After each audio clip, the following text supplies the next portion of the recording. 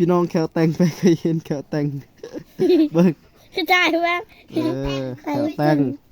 แขวแต่งอันเผาส้นเผาพบัดดำส้นเผาพบัดดำเด้อ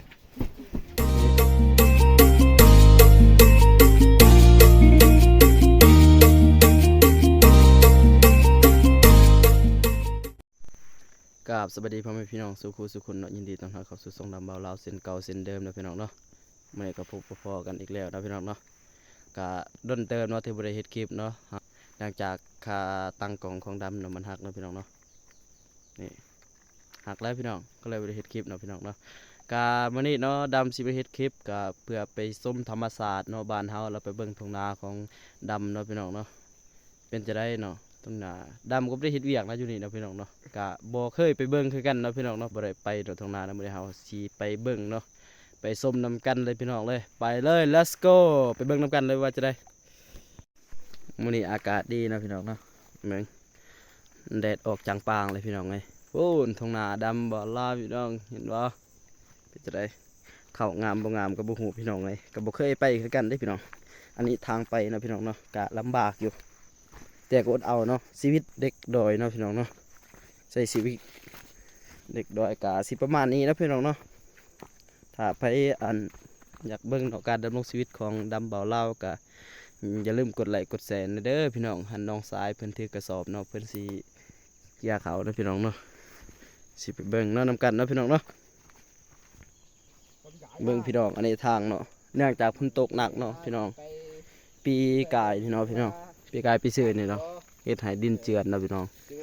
นี่พี่น้องเอ้ยเบิ่งพุ่นเบื้องพุ่นก็เห็นบ่ต้องเป็นอันย้อนฝนตกหนักเนาะเนื่องจากฝนตกหนักดินเจือนหลายบอลเนาะปีกายปีซื่อโอ้ยโหดหนักเลยพี่น้องเอ้ยนี่เบื้องเส้นทางนี่ทางไปนี่ของดำเบาเล่ากะโอ้ยากเลยพี่น้องเอ้ยยากลำบากใช้ชีวิตเด็กด้อยกะสิประมาณนี้เนาะพี่น้องเนาะทากะนี่เห็นบ่กะม่วนอยู่พี่น้องเอ้ยอยู่บ้านนอกบ้านนากะม่วนอยู่ในเมืองกะม่วนเนาะม่วนระแบบอันนี้ต้นกล้วยนะพี่น้องเนาะอัน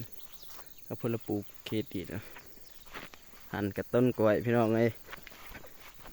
แต่ก็บ่มีหมากพี่น้องนี่พี่น้องต้นกล้วยต้นหยังมีอันนี้มักพริกพี่น้องไอ้พริกบ้านเฮาเองพี่น้องกะบ่หลายดอกพี่น้องก็พอกินอยู่หันมันสุกแหละเก็บเลยไหมไอ้น้องสายเร็วๆ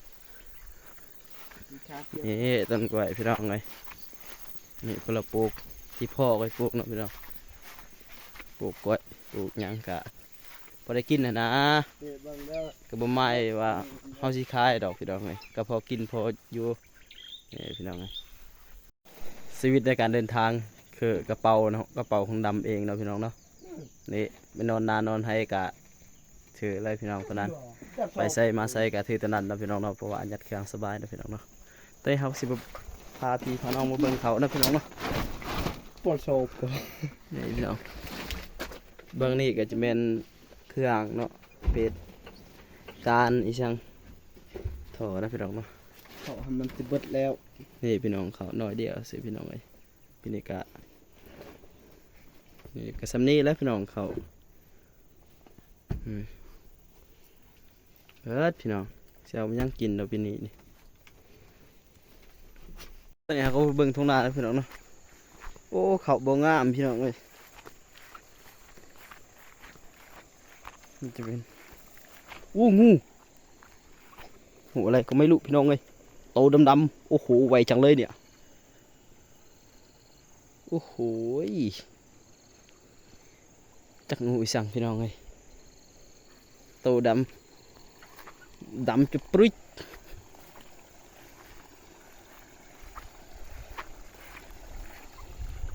ยานเลยนี่แหละต้องบุมักไปป่าไปดงนี่พี่น้องยานงูเงี้ยวเขี้ยวกระปอมนี่แหละพี่น้องพุ่นไปเบื้องพุ่นเลยเป็นตะยานเลยโตบักใหญ่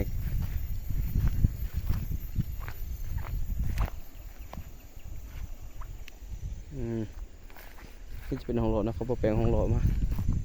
แปลงออกมาอย่าเด้องูเงี้ยวเขี้ยวกระปอมเด้อใช่แต่กูเห็นงูเด้อมันนี่เด้อ อันนี้จะเป็นเขาเด้อพี่น้องเนาะเขาก็บ่งามปานใดนะพี่น้องเนาะเขาบ่งามพี่น้องการเฮ็ดไร่เฮ็ดนาอยู่บ้านเนาะโอ้เขตดอยเด็กท่อแห้งนะพี่น้องเนาะการเฮ็ดท่อแห้งอีหลีท่อก็เสียนได้บ่มีทางนาคือคนอื่นก็อยากเฮ็ดนาก็เฮ็ดเนาะพี่น้องอันนี้เฮ็ดได้ก็สู้ซนคนทุกข์กันแล้วพี่น้องเอ้ยนี่ทางนาก็สิประมาณนี้เนาะพี่น้องเนาะนี่จังนั้นมันคือค่อยเขียวเด้อพี่น้องเขาแม่นสิเขียวบัดเดียวคือเขตเสียหน่อยเขตเสียหน่อยทิศนึงก็เขียวปุ้งๆไปนี่ค่อยๆเขียวพี่น้องเอ้ยเขา2 เดือนมันยังเขียวนี่มันคือเขียวเลยเด้นี่หากแต่มันบ่อันนั้นสิบ่เขามันบ่งามสิเนาะนี่เอ้ยบ่ว่ามีงูแถวนี้ก็เป็นตาย้านเนาะพี่น้องเนาะตั้งแต่เห็นงูเมื่อกี้ยันแต่งูมียาแถวนี้นะนี่เลยอันนี้ขึ้นปีก่อนขึ้นอูเนาะพี่น้องไปสบายเนาะชีวิตเราจักตัดหญ้าจำหน่ายก็จักตัดหญ้าแบบพิเศษเลยพี่น้องกินน้ำเด้อันนี้ก็ดำแตงเองเนาะพี่น้องจากตัวนี้มันบ่ได้กินน้ำมันพี่น้องไงกินน้ำนี่พี่น้องสบายนะอยู่ให้อยู่นะโอ้ยขันเขางามนี่แฮงอยู่หมู่ตอนนี้เฮาก็สิไปเบิ่งกล้วยสุกก่อนนะพี่น้อง